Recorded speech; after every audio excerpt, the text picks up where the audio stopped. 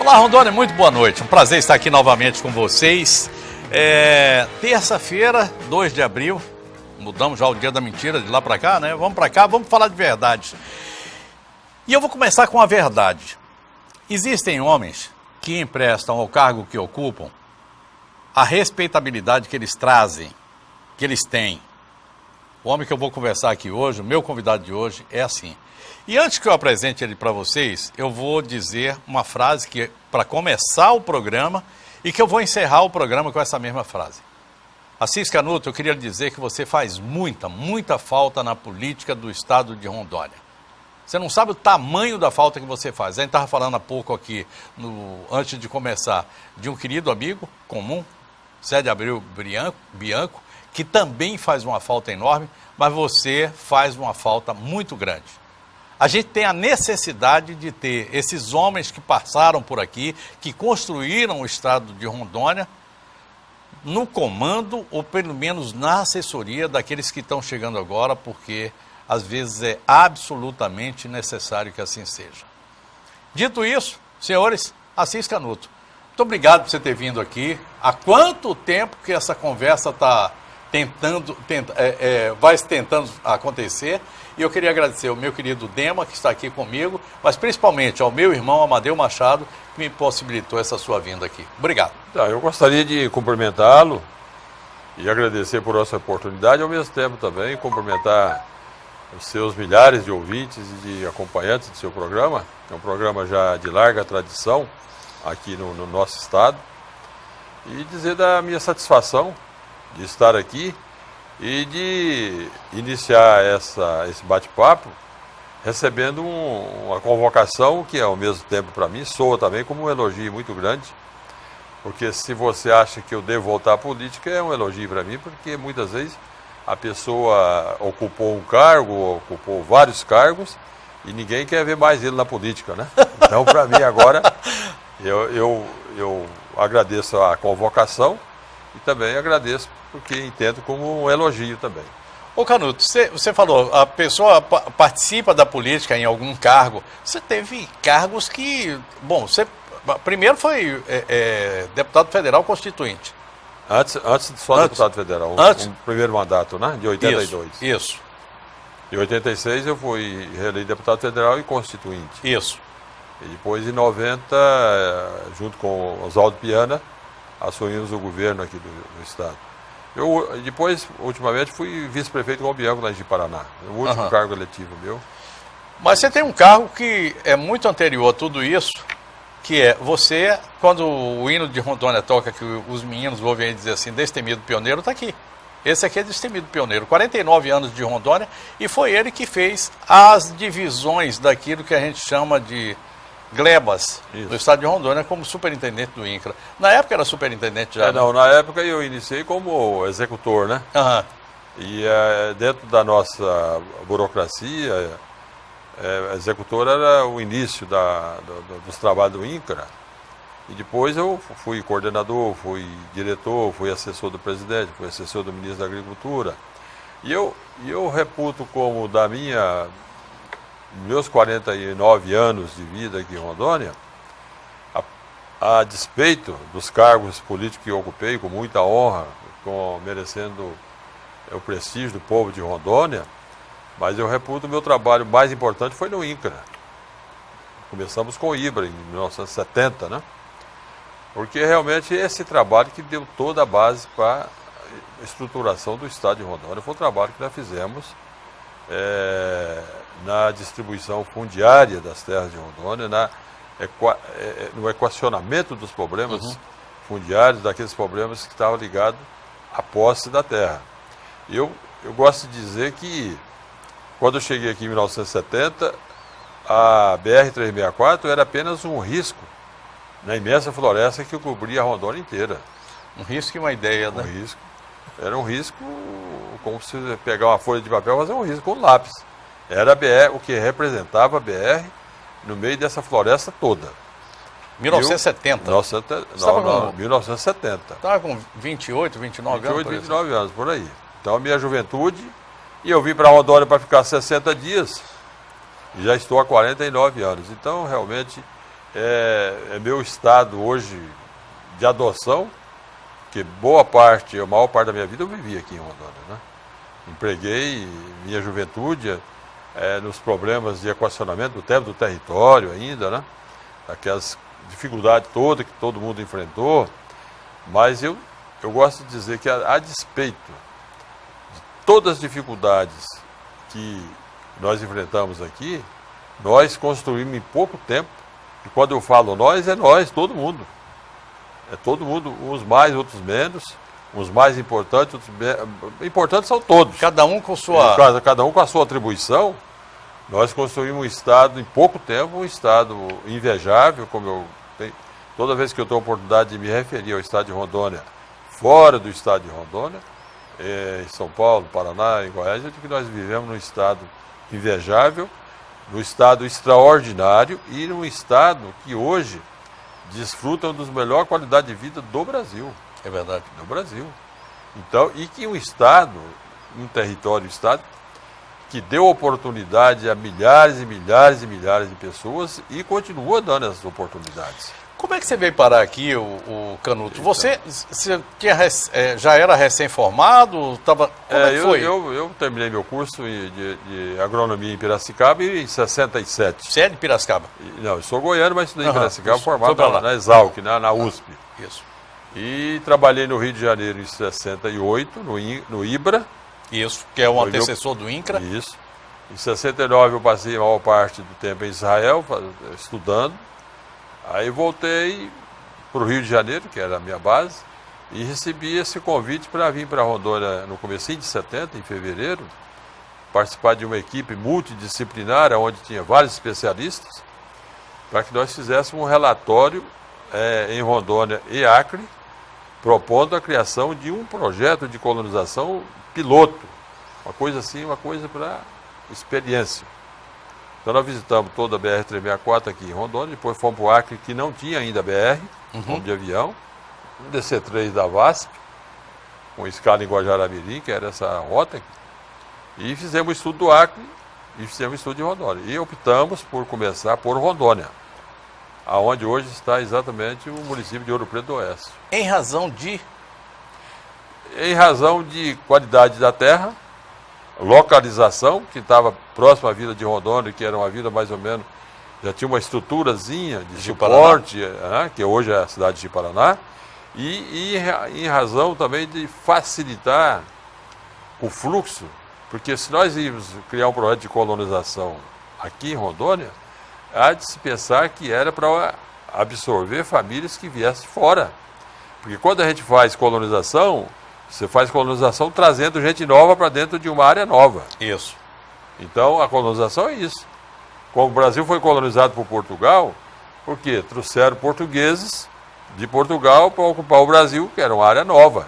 Então, colonizar. Colonizar é povoar, é modificar.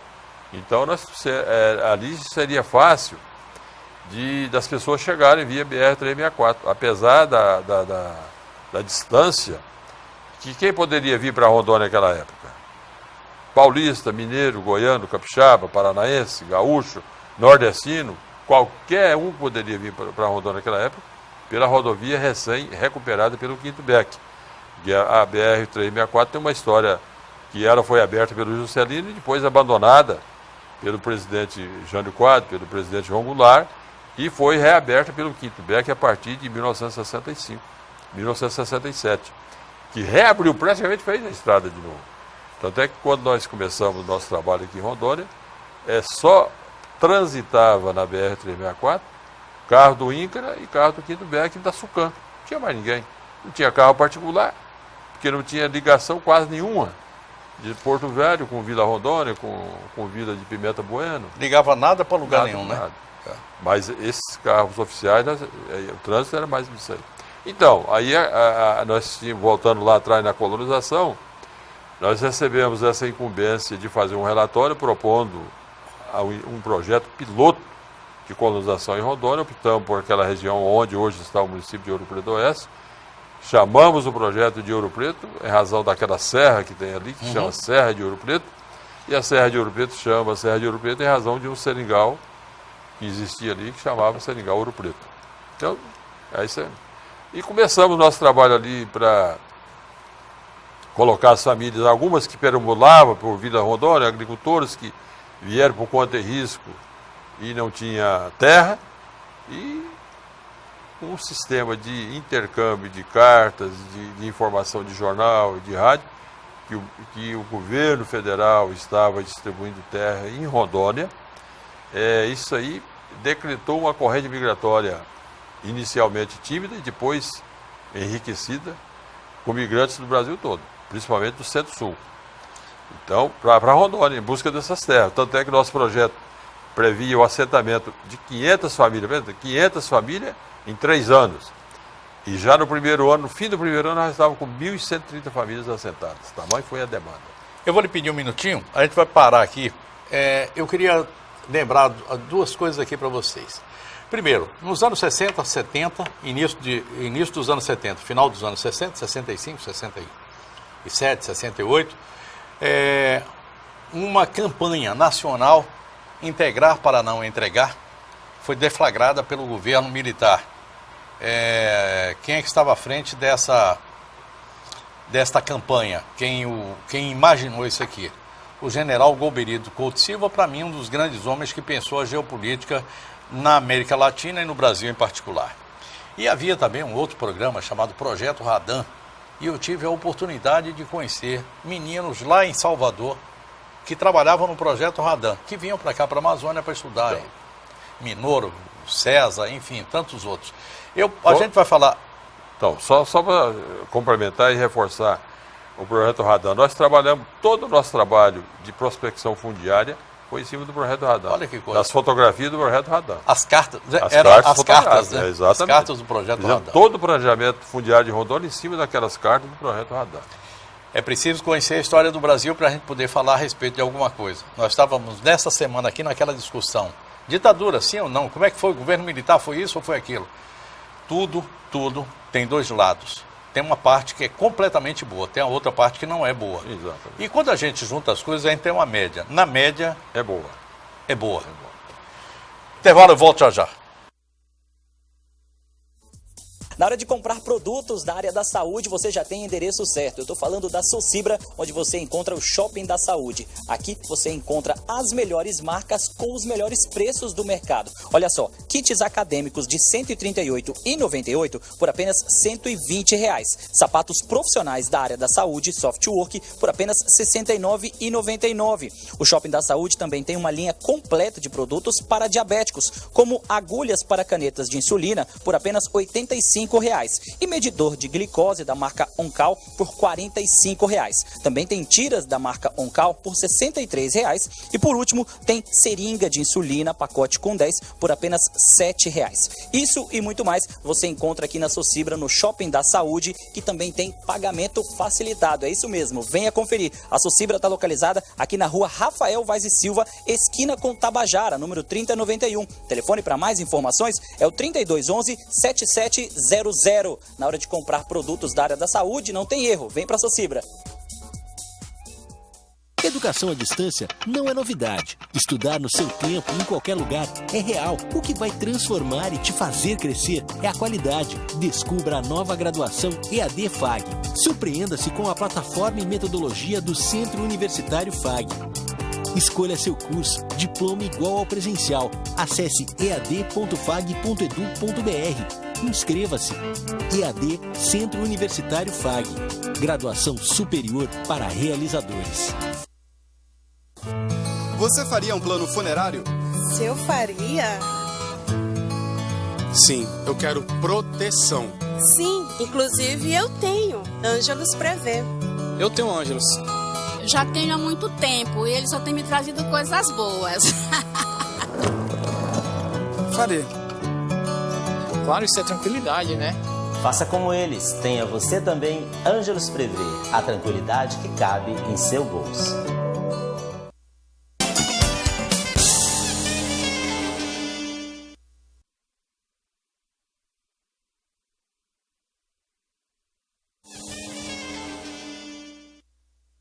Estamos de volta, estou recebendo nessa noite aqui a Cis Canuto. A gente encerrou essa primeira parte aqui Eu vou avançar por outras. De como foi feito aqui essa chegada em Rondônia e, a partir daí, a sua entrada na política. O momento de se montar Rondônia através dos PIX, a gente já tem uma ideia mais ou menos. Mas tudo começa ali, exatamente em Ouro Preto do Oeste, né? Exatamente. Ali a sua escada para entrar na política também. Eu tenho uma frase que eu digo o seguinte: tudo começou pelo projeto Ouro Preto. Porque ali foi uma experiência, um piloto de uma colonização que não existia antes. Porque naquela época o governo militar ele pretendia colonizar a Transamazônica e a BR-364. Uhum. Então, para e passo ao nosso projeto de Rondônia, de Ouro Preto, que começou em Ouro Preto, começou também a Transamazônica entre Altamira e Itaituba. Isso. Tá? Mas vamos falar de Ouro Preto. Então, Ouro Preto tem a importância porque foi uma experiência que nós fizemos. Uma experiência que nós fizemos de propiciar a vinda, eu não vou usar a palavra trazer, porque nós não trouxemos ninguém, propiciar a vinda de agricultores de diversos pontos do Brasil, que quisessem, evidentemente, participar daquela que eu chamo hoje, vencido desse tempo, de epopeia, que foi uma verdadeira epopeia. Então nós preparamos a parte de demarcação das parcelas, a infraestrutura, para receber essas famílias, e nós tínhamos um objetivo de assentar 500 famílias em 3 anos. E eu confesso, como executor do projeto, que eu mesmo não acreditava que poderia ter esse sucesso. E nós assentarmos 500 famílias ali em Ouro Preto em 3 anos. E, para surpresa nossa, com 1 ano de implantação do projeto, nós tínhamos assentado 1.130 famílias. O que forçou a ampliação do próprio Ouro Preto e a criação de outros projetos. Foi assim que nós tivemos que depois criar aqui o projeto Sidney Girão, que deu origem ali à cidade Nova Mamoré. Depois criamos o projeto Paulo de Assis Ribeiro, que deu origem à cidade de Colorado, Cerejeira, Cabixi. Depois criamos o projeto Ji-Paraná, com GY, onde hoje está situada a cidade de Cacoal, Rolim de Moura, Santa Luzia e Alta Floresta. E o projeto Marechal Dutra e Burareiro, onde está hoje a região da Grande Ariquemes. Então tudo isso foi em decorrência. Burareiro já é dessa época. Já da minha época. E aí está tudo em razão do sucesso que teve Ouro Preto. Mesma coisa, Canuto, o fato de você ter estado algum tempo lá em Israel, vendo aquele estilo de colonização, os assentamentos dali de Israel, isso ajudou? Você trouxe alguma coisa de lá para... Ideias assim, mas que, por exemplo, a observação dos assentados, dos kibbutz de Israel, isso, que foi a parte, vamos dizer, nós ocupamos a BR-364 e a Transamazônica para desenvolver uma estratégia de ocupação de terras vazias. E Israel implantou os kibbutz para ocupar as terras vazias que do Estado recém-criado em 1948, e para aqueles kibbutz tinham uma natureza estratégica de servir de bastião avançado da segurança interna de Israel. Perfeito. Contra a agressão dos vizinhos, dos árabes.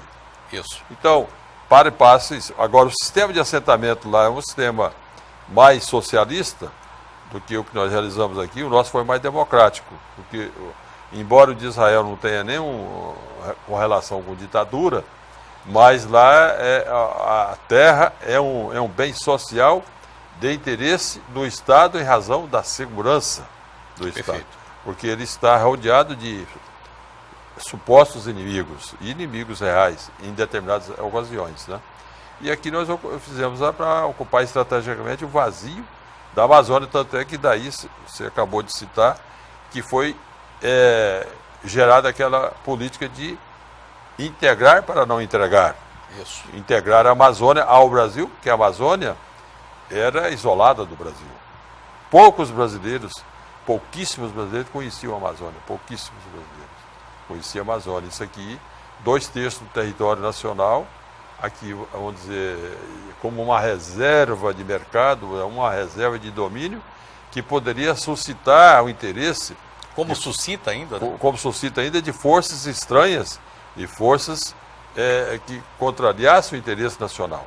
Daí porque o governo da Revolução resolveu criar esse programa de ocupação das BRs. Só tinha duas naquela época, a Transamazônica em processo de implantação e a BR-364 em processo de reabertura pelo Quinto Beck. Não justifica você abrir uma estrada de mais de 1.000 quilômetros de Cuiabá aqui e não ocupar as suas margens.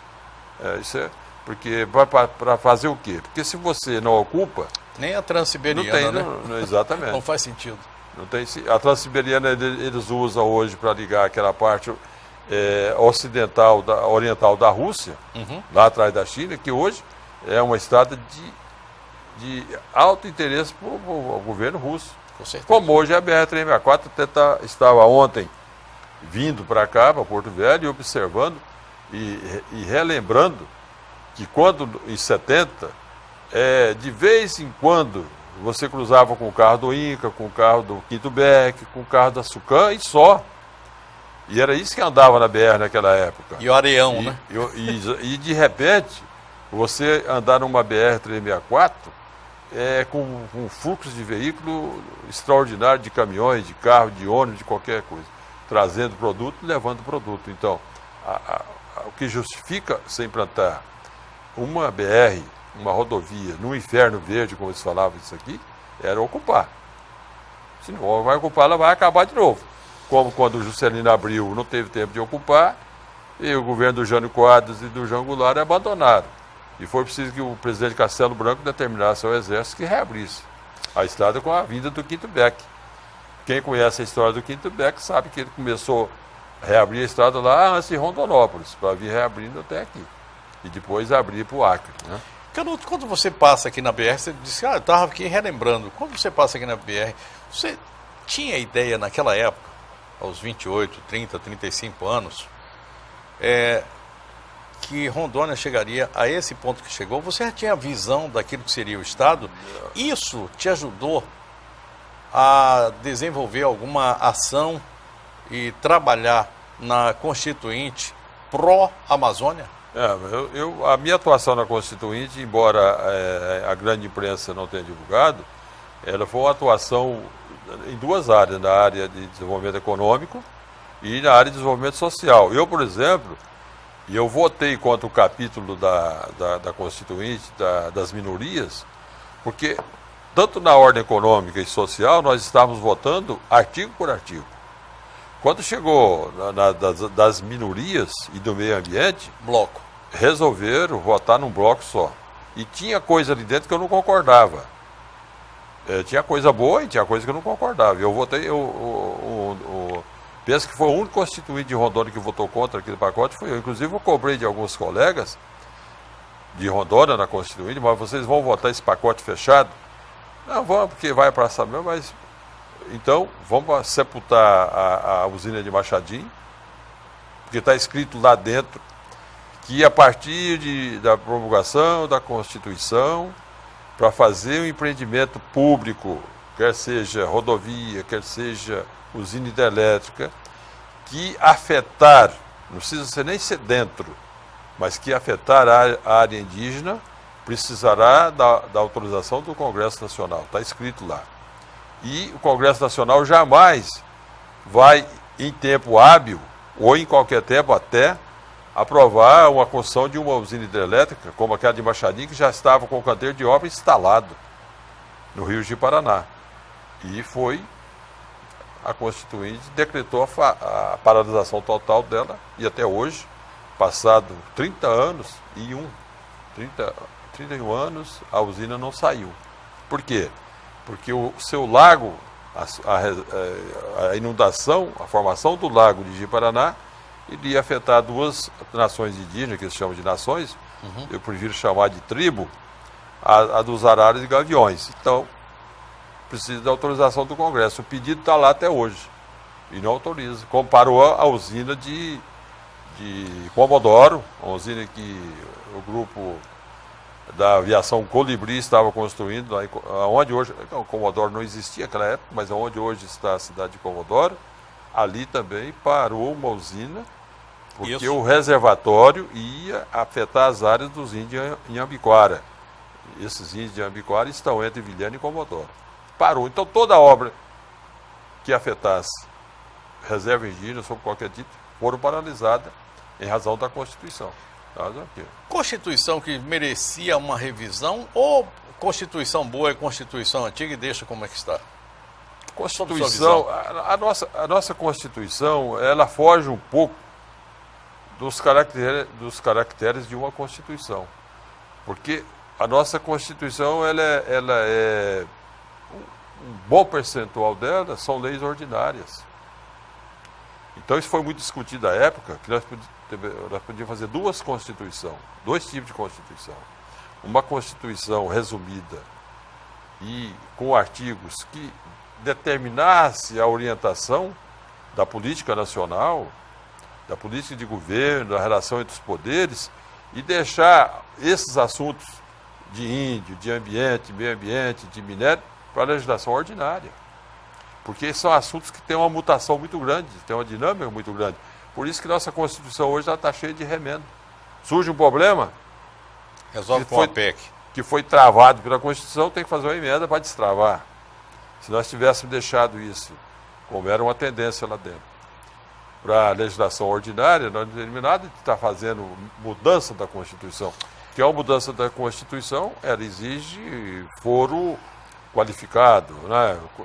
Quórum qualificado, e muitas vezes você não consegue fazer.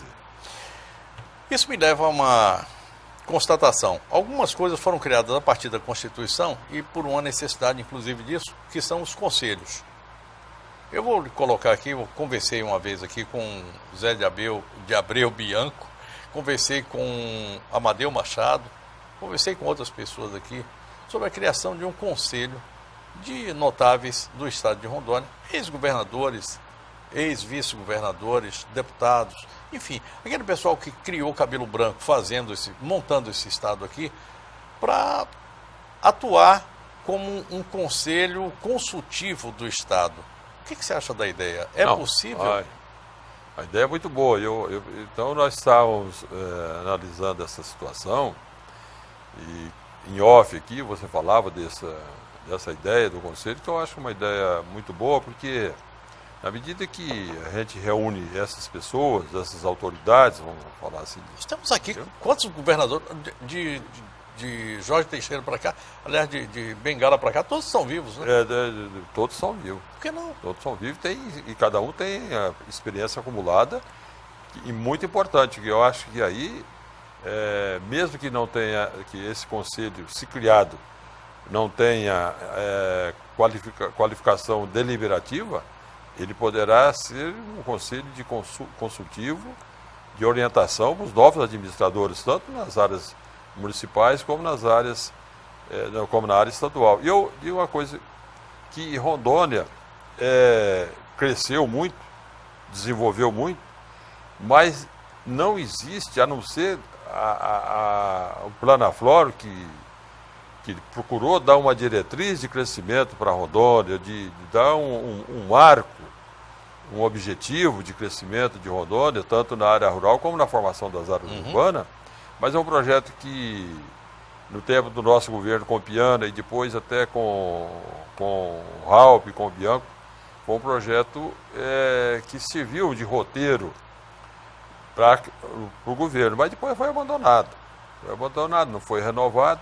Então, Rondônia, não só o estado, mas como todos os municípios, principalmente a capital, carecem de um plano diretor, de uma direção, de uma diretriz para desenvolver. Porque, como você me perguntou, se com 5, 6 anos de Rondônia eu achava que Rondônia ia alcançar essa projeção que alcançou, se nós tivéssemos essa consciência, se nós tivéssemos capacidade técnica naquela época, de repente, muitos dos males de Rondônia que existem, poderiam ter sido evitados. Mas ainda está a tempo. Rondônia é um estado ainda imberbe, é um estado novo. É um estado que ainda tem muita história para construir e que, se de repente nós tivéssemos esse cuidado agora de procurar planejar as coisas mais a médio e longo prazo, para que houvesse para que haja uma diretriz, porque o processo de administração municipal e estadual ele é renovado cada 4 anos. E muitas vezes a pessoa que recebe esse mandato a cada 4 anos, ela não está integrada dentro das diretrizes de médio prazo para o estado de Rondônia e para os municípios. E a improvisação, então, nesse caso, ela tem causado alguns prejuízos para o estado. Sabe o que nós estamos falando aqui? É o seguinte, nós não queremos diminuir o peso político de ninguém. Mas eu acho que a gente pode acrescentar, se você leva um órgão consultivo, não é a opinião do Bianco, nem do Raup, ou do Ivo Cassol, nada. É a opinião que saiu dali. Exatamente. É uma opinião de pessoas que já passaram, que viveram por aquilo ali e que podem ajudar. Quando a gente planeja, a gente tem que pensar aqui...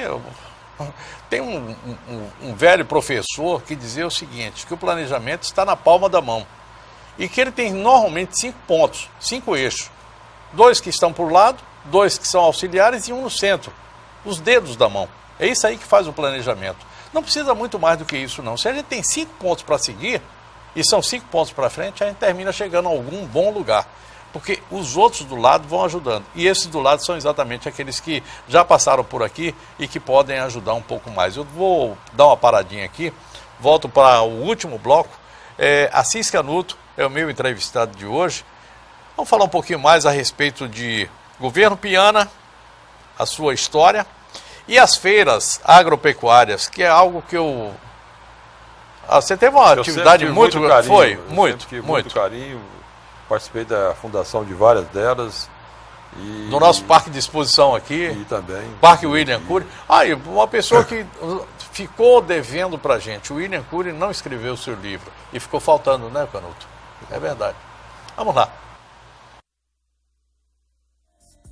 Olha só, passou o feriado prolongado, recebeu visitas em casa e está precisando fazer aquela faxina? Então tem uma dica certa para te dar. Rondoquímica, que com certeza você vai encontrar os produtos que você precisa para deixar sua casa ou escritório com aquele cheirinho bom de limpeza. Afinal de contas, são mais de 100 produtos para distribuição domiciliar, institucional, industrial, profissional e assistência à saúde e automotiva. E olha, são produtos de qualidade com preço excelente. Como, por exemplo, você vai encontrar aqui o desinfetante da de 5 litros por R$ 6,30 e também o de 2 litros por apenas R$ 3,10. Gostou? Lembrando que a cada R$ 150 em compras você leva para casa um spinner, é isso mesmo. Comprou, levou. Rondoquímica com uma equipe pronta para te atender e lembrando que aos sábados eles servem um delicioso café da manhã. Tudo isso e muito mais te esperando aqui na Avenida Amazonas, número 7708, no bairro Tiradentes. O telefone é o 3533-8261. Já sabe, né? Produtos de limpeza com qualidade, preço bom. É aqui na Rondoquímica. Vem pra cá.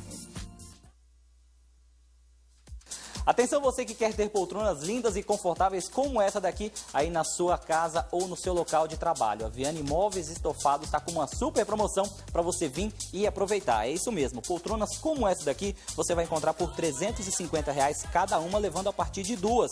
E ainda você escolhe o tecido, suede ou no animale. Também tem poltrona de amamentação com balanço que está sendo fabricada pela própria Viane Móveis Estofados. E ainda tem mais. Aqui ainda você vai encontrar banquetas a partir de R$ 250 cada uma. A Viane Móveis Estofados agora também está realizando reforma de estofados. E o pagamento é muito facilitado. Você dá uma entrada e o restante pode dividir em até 10 vezes nos cartões.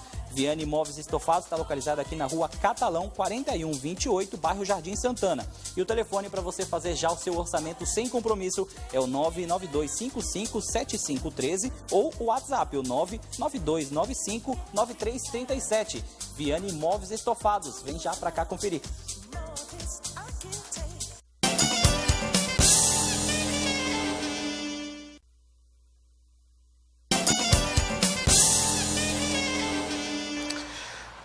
Estamos chegando no último bloco. Por mim é o seguinte, eu já vou chamar eu vou pedir algumas coisas aqui ao Canuto. Canuto, eu comecei o programa dizendo que você não pode ficar fora da política. Esse é um ponto. Segundo, você não pode ter toda essa informação aí guardada dentro da sua cabeça. Você tem que colocar isso num livro. Terceiro, eu acho que você pode liderar algo que é um pensamento, que não é meu, que é geral. Eu estava me lembrando aqui que o Fernando Henrique Cardoso criou o Instituto Pensar Brasil, que é uma fábrica, é uma usina de ideias para o Brasil, que a gente pode ter essa usina de ideias aqui, modestamente, para a nossa Rondônia, modestamente com o nosso pensar. Eu acho que isso é possível. E eu queria lhe dizer que vai ser muito pouco esse programa. Eu preciso que você venha aqui mais vezes para a gente conversar mais, porque tem muita coisa que a gente precisa levar para o conhecimento do nosso povo. A função do programa é exatamente essa. Não é somente fazer uma boa entrevista, e quero lhe agradecer antecipadamente por esta, mas é levar à população o conhecimento daquilo que é necessário para todos nós. Eu acho que você vai ter que me dar uma opção de sim aí. Eu uma vez estava conversando com um grupo de pessoas lá na Câmara, quando eu era deputado, e disse que o Brasil precisava conversar mais. E agora eu vou dizer, Rondônia precisa conversar mais, porque é o que eu disse agora há pouco. Nós construímos um Estado invejável, um Estado extraordinário. Com acertos e com erros, nós conseguimos chegar onde nós chegamos. Mas nós temos que ter uma prospecção para o Estado de Rondônia para o futuro. E isso aí nós não podemos continuar sempre no empirismo, na improvisação, porque a administração pública ela tem dois viés. Ela tem aqueles acontecimentos que são normais e previstos, então aqueles que são imprevistos. E muitas vezes o que prejudica, o que atrapalha a administração pública é não ter sensibilidade em primeiro lugar e não estar preparado para os imprevistos. E a área nova, a área pioneira, ela é cheia de imprevisto. E o imprevisto, ele precisa ter estabelecido medidas e algumas regras de como você atacar uma coisa imprevista se ela ocorrer. Então isso chama planejamento, chama prospecção, uma visão. Você tem que ter uma visão para frente. O que nós queremos para Rondônia? Qual é a autoridade hoje do executivo, do legislativo, do judiciário ou empresarial que pode responder assim uma pergunta desse tipo? Qual é o futuro de Rondônia? O que nós queremos para Rondônia? Exatamente se não tiver esse estudo, essa prospecção. Então, que é extremamente técnico. Técnico e de futurologia, né? Até. Uhum. Porque quando você me falou, mas há 4, 5 anos você achava que Rondônia ia ser isso, eu não achava, mas se eu achasse, alguns erros nós podíamos ter evitado. Então, é muito importante a gente conversar sobre Rondônia. Nós vamos conversar sobre Rondônia, nós não podemos, porque eu ocupo o cargo de prefeito, de vereador, de deputado, de senador, de governador, até que eu sou o senhor da razão que sei tudo. Eu tenho que conversar. E conversar com quem? Com quem já tem experiência. Com quem já fez, com quem tentou fazer, com quem acertou, com quem errou. Porque dos erros também você pode tirar lições para não voltar a errar. Às vezes maiores até do que dos acertos. Exatamente, né? Você tem que tirar lições dos erros, porque...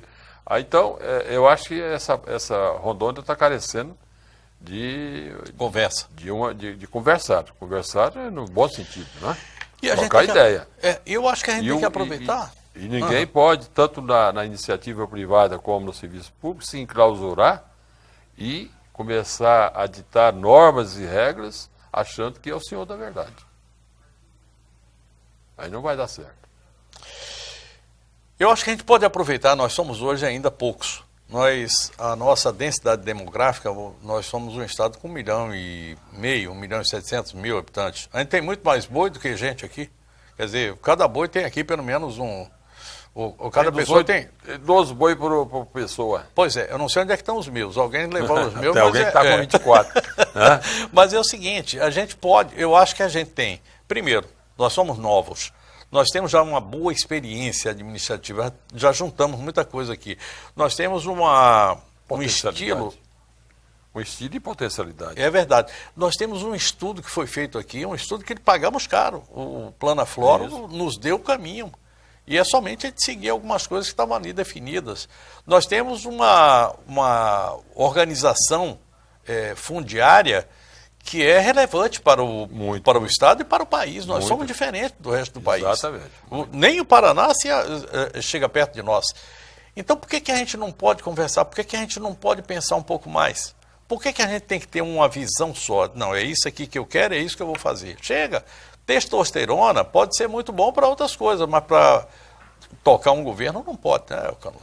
Olha, Rondônia tem marcas importantes, principalmente em relação à sua terra e idade como Estado. Um Estado ainda criança.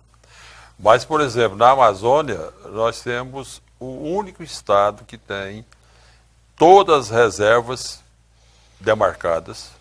O Estado de Rondônia tem tantas indígenas como as florestais, as biológicas, os parques nacionais, as reservas de rendimento, todas demarcadas. Isso é um marco importantíssimo. É o estado da Amazônia que tem todos os municípios ligados por rodovia e praticamente todos asfaltados. Diferente diferente do Acre, diferente do Amazonas, diferente do Pará. Não, a gente está perto do Paraná e de São Paulo nessa Exatamente. história, né? Então, e nós temos um estado, isso que eu digo, nós temos um estado engatinhando ainda, está começando a sua vida. E é muito difícil você escrever hoje, guardar um envelope para abrir daqui 20 anos e dizer o que é Rondônia daqui 20 anos. Porque nós, se soubéssemos disso há 49 anos, né, o que seria Rondônia hoje, isso a gente fica admirado. Em muitos lugares que você conversa sobre Rondônia, que você fala de Rondônia, as pessoas muitas vezes até duvidam daquilo que você está falando que era o passado e que é Rondônia hoje. Você vai falar de Rondônia em São Paulo, vai falar de Rondônia no Paraná, vai falar em Brasília, os caras falam, mas isso é muito... Você fala como era, problema de comunicação, problema de estrada, problema de população, problema de produção.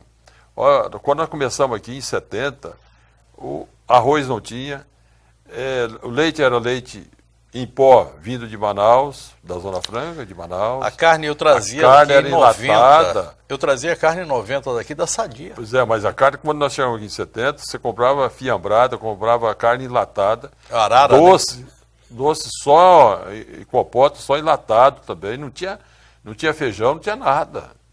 Então, tudo vinha de fora. Tá? Como depois eu fui morar no Acre uns tempos, tudo do Acre ia de fora também. Então, hoje nós somos um estado exportador, para você ver como é que é a história. Nós somos exportador de produtos agrícolas, de várias espécies de produtos agrícolas, de proteína animal, um grande exportador de proteína animal, de carne bovina de qualidade. Mas nós somos um estado dentro da Amazônia. Isso é um marco importantíssimo. E até por ironia da história, nós somos exportador de energia elétrica, que quando nós ficamos aqui até pouco tempo... Quem é que podia... Exatamente. Então, é surpreendente tudo isso que a gente está falando, porque nós tínhamos aqui até pouco tempo atrás a energia das mais precárias do mundo, e quando eu cheguei, principalmente em 70, a energia de Porto Velho ligava o motor 2 vezes por dia, ligava de manhã, depois ligava à noitinha, até 10 horas desligava tudo. Você tinha que andar nas ruas com lanterna, tinha que andar com vela, tinha que ter vela dentro da casa, porque não tinha energia. Então, ironicamente, hoje nós somos um grande exportador de energia. Então, você vê a potencialidade e as peculiaridades desse estado. Não é apaixonante? É apaixonante. É apaixonante. Bom, eu queria dizer da honra que foi recebê-lo aqui. Eu vou encerrar o programa repetindo a frase que eu comecei. Você não pode estar longe da política partidária.